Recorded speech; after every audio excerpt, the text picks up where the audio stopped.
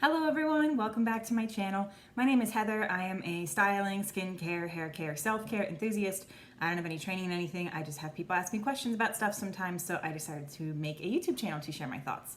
So what I'm doing today is more on the self-care side of things. I wanted to talk about how I do a no spend month. First of all, random tangent, do y'all like my haircut? Because I got my haircut a couple of days ago. When the stylist like straightened it, I didn't love it because this like bang thing was kind of going all in my face. But now that I've rinsed it and I put some product on it, and it's drying in my sort of normal crazy way, I really like it. So this is sort of my version of a wolf cut, I guess, like what I tried to do myself last week in my last video. Anyway, okay, so talking about this no spend month, a couple of things here. This is now the 5th time I'm trying to record this video because like there's so many different avenues you can go down. There's so many different tangents you can take. There's so many different systems and cultural aspects to money and what you spend it on and how you think about it and why you do it and all these other things. And so it's been really difficult for me to sort of like stay on task and make sure that I actually get out the information that I want to get out about this topic. So I'm going to kind of touch on a couple of different things, but I'm not going to go into detail about many of them because number one, I don't have the expertise to do so, and number two, it's not what I wanted to accomplish in this particular video, as important as those subjects are, right? So first of all, very big caveat here, doing a no spend month is for the type of person that looks at their account at the end of the month and they're like, I know how much money I make and I have a budget of how much things do and should cost, and somehow this is not adding up over the course of the month. Why am I spending more money than I have by the end of the month? That's what this type of thing is for, which is what happens to me. It's not for somebody that is in poverty. You cannot budget your way out of having poverty wages, right? So I think that everybody should be able to, live a decent life and like have a decent house and be able to feed themselves and their children if they choose to have them. Everyone should be able to have health care. You see what I mean? I can get on these soapboxes about talking about different things. But the point is that this type of exercise is not for somebody that like there's just not enough money to just live, period. This is for somebody that feels like they should have enough money to live and they keep overspending it and they don't know why.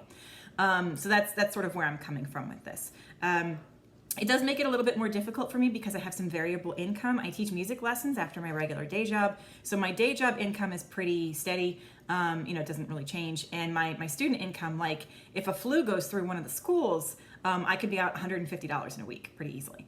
So that's something that I kind of have to contend with. The way I work my budget is that I think about what my lowest estimate is going to be for a particular month, and I do averages, and I try to make it sort of come out in the wash that way. Again, it doesn't always work, but that's sort of how I try to do this.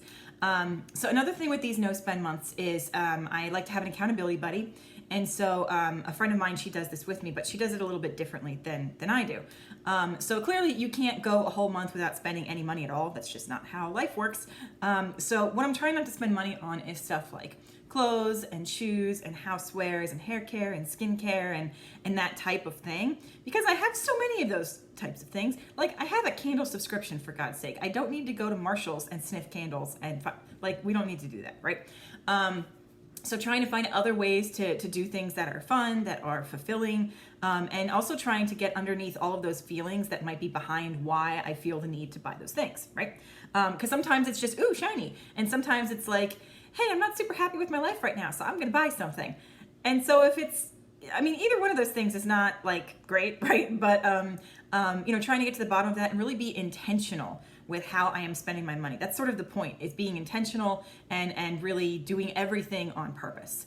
And that's the reason that my friend does the no spend month as well. She wants to be intentional. She wants to buy these things on purpose. She has a much different income bracket than I do. She makes more money than I do. And so what she decided to do this month is she loves getting chai. She lives in my local city, and she likes to, take a walk outside of her house and purchase a chai. And she does this 1 to 3 times a day, just depending on what's going on. Another thing that she wanted to not do this particular month is she noticed that as she gets older, alcohol doesn't really mix well with her system. It doesn't make her feel good, like at the end of the night, at the next day, even a couple hours after drinking it. So with those sort of tummy troubles, she wanted to see if she could do a no alcohol month as well. She's a very social person. She's my friend that like throws parties all the time, and she books 2 or 3 events with friends like every day she possibly can. There's always people she's talking to. She's always trying to make more connections. And so it would be very easy for her to like socially drink a lot. And so she doesn't like have an issue with alcohol or anything like that, but she wanted to be more mindful of, you know, which alcohols do that to her body. Does she feel better if she doesn't drink any alcohol at all? How does she feel in social situations when she doesn't drink, like that whole type of thing, right? So another part of my no spend month that I did is I decided to not buy any extra snacks. So like I could get on a whole soapbox here also about like fat phobia, because bodies do change. You know, they're just the meat sack that's here to kind of carry us through this floating rock in the middle of space.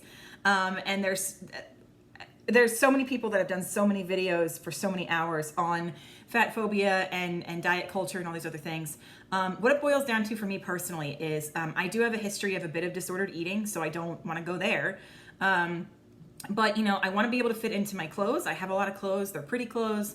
And I do fit into pretty much all of them at this point, but some of them I don't fit the way I want them to fit. I want them to fit the way they did a year ago. And so that means for me losing like 5-ish pounds. So I'm not doing this for aesthetics. I'm not doing it even for health purposes. I just went to my doctor, and I get a full checkup every year. I had like a checkup on the checkup about 3 months ago, about a week ago, and everything is fine. Everything's moving forward. I'm, you know, where I should be pretty much. And so I'm just doing it to make my clothes fit better, right? So I thought, okay, I'm not going to drive to CVS and get a Kit Kat, right? I'm not going to stop at the bakery that's near my house and get a scone. I have a really bad sweet tooth. That's the problem. But I did sort of have bends in these rules, which comes to another thing about these no spend months. I'm not always great at sticking to the rules. In fact, I really haven't had a month that I've done this where like it's been 100% what I would consider like perfect. I perfectly adhered to the rules. And my friend, I don't think she's had one of those months either where she's perfectly adhered to the rules. So this exercise is just sort of us trying our best. Another thing that ends up happening is I get into one of my cheerful nihilism phases where I'm like, you know what, nothing really matters. Money is all fake. You know, we're all gonna die anyway. Global warming is terrible. So yeah, have a piece of chocolate. Who cares? Like, so that's like a sort of other problem that I'm talking to my therapist about. So I get, you know, all these different tangents. We could go all these different directions, right? So now what I want to talk to you about is sort of the actual nuts and bolts technicality of what happened over the course of September. So I have my little spending log here. So that's the first thing I would recommend is write down every single penny that you spent, every single thing. If you don't have a history of disordered eating and this is not triggering for you, you can also do this with food to help you track and see sort of what you're eating just from an observational perspective. I do not recommend that for everyone unequivocally because it can really be a very bad thing for some people to get in that headspace. I personally don't do that anymore either because I can't do it, but it's if you've never thought about it before and it's something you want to do and it doesn't cause you to think any kind of negative ways, then that could be something that might be helpful for you. So first thing is the percentages here that I've broken this down. So I did an analysis of my income based on my low income of like missing a few students each week. And based on that, my mortgage is exactly 30% pretty much of what I take home, you know, in cash. And then my regular bills that are automatically withdrawn and things that I do every month that's like consistent, that's 45% of my income. And then so the extra 25% is like everything else. And so then I've further broken that everything else down into other categories. So I'm happy to tell you those actual numbers if you really care what they are. But the percentages, you can, if you're in this situation and you want to try to do this, you can actually apply the percentages to yourself. The proportions are what matters. It's not really the actual numbers. So, okay, so the rest of that money that I have left over, here's how I break it down. So for my cats, I have a separate account for their actual vet bills, but like to get their food and their litter and, you know, toys and whatever else I'm getting for them. That's 11%. Eating out is 13%. Food shopping is about 26%. Gas is 13%. Medical is 11%. And everything else, so like clothes, shoes, Marshalls, is 27%. So that's my optimal breakdown of how I'm spending, just based on life, you know? So I started off the month, I ordered in August 2 pair of jeans from Old Navy. 1 pair I kept and 1 pair I didn't. So I brought them back to Old Navy to return them, and I'm like, well, you know, I'm going in with a pair of jeans. I think it would be okay if I came out with a pair of jeans, because I did this last month and I wouldn't, you know, really be spending any more money. Well, I would make it so that I'm not spending any more money. I'm not getting a more expensive pair. So the pair of jeans that I brought in were $27 that I returned. They were having a sale, and then there was like another promo thing where you give them your phone number. Anyway, the jeans I ended up purchasing were $7. So, no, maybe, wait, sorry. Jeans I returned were $28. Jeans I bought were $7. So I started the month off with negative $20 in my everything else part of my account. I was so excited. And I actually kept that until the 11th of September. And I was so excited. I went a third of the month being negative in my everything else category. It was very exciting to me. What ended up putting me over the positive line for that is I had to buy some new light bulbs for one of my lamps outside on my porch. And then I had to buy mineral oil. Well, I didn't have to, but I bought mineral oil to help clean part of my stove and my wooden cutting board. So like, that's the everything else stuff. Like, it's not really housewares, but it's still money that you're spending, right? It's still something that we have to write down. And so then what ended up happening is I was buying dinner out a lot. Number one, because everybody likes buying dinner out, I think. Number two, because it's really difficult as an adult to make plans with friends and have those plans stick, because everybody just has all these schedules. Most of my friends don't even have kids, and it's still really difficult to schedule everything and make sure that it works for everybody and it actually happens and blah, blah.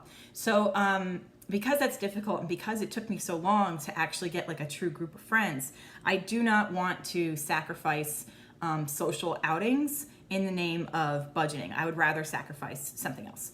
So I'm not doing anything sort of extravagant, but like, yeah, going out to dinner with a friend where we bring a bottle of wine and so we don't have to pay for alcohol at the restaurant. I'm still going to do that. I'm not cutting that out of my budget.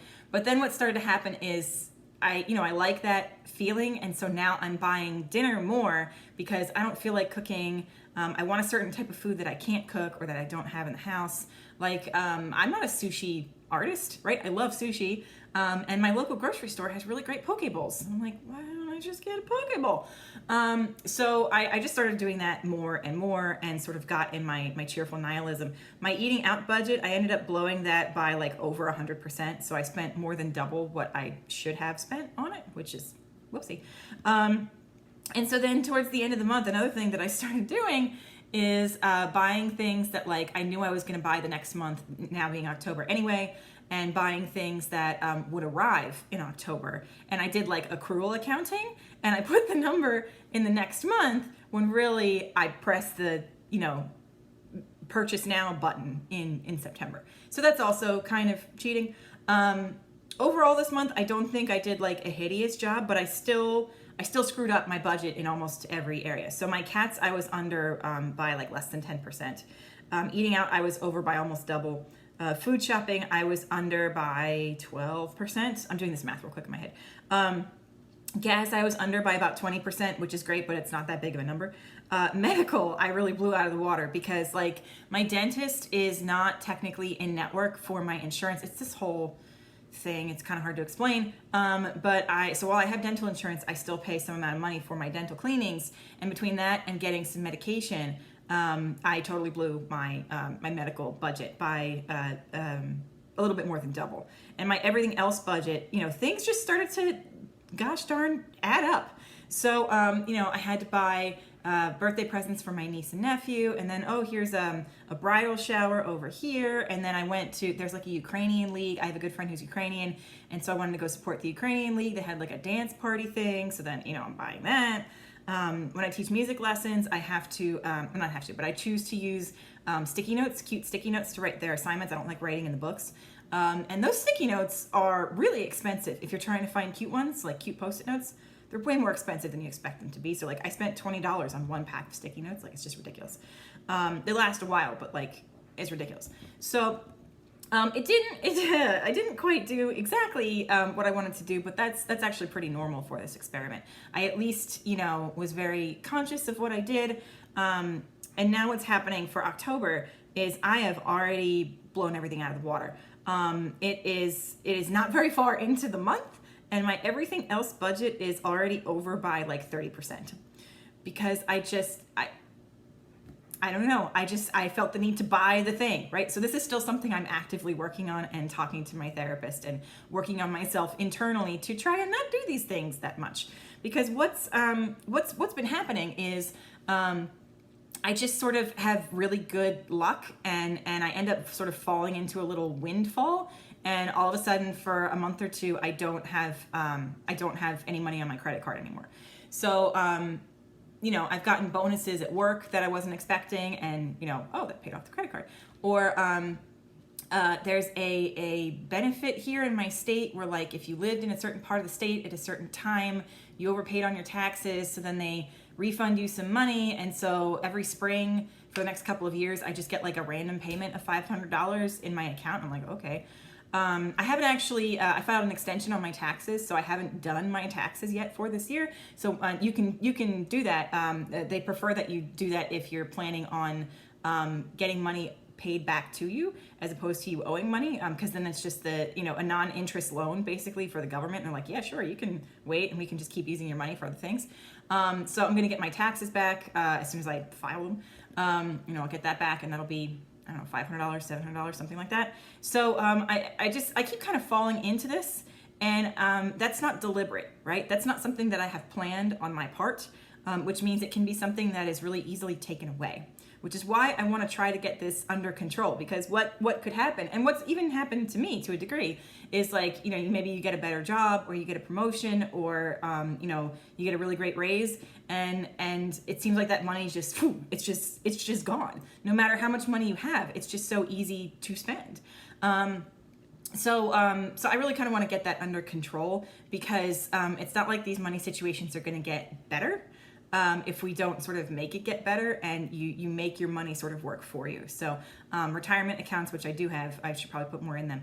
But I want to get this credit card spending sort of under control, which is why I do these no spend months. So that's pretty much the gist of it. If anybody has any questions about anything, you can always put it down in the comment section below the video here. I hope this was informative to somebody, and I hope you have a really awesome rest of your day. Thanks so much for tuning in. Bye.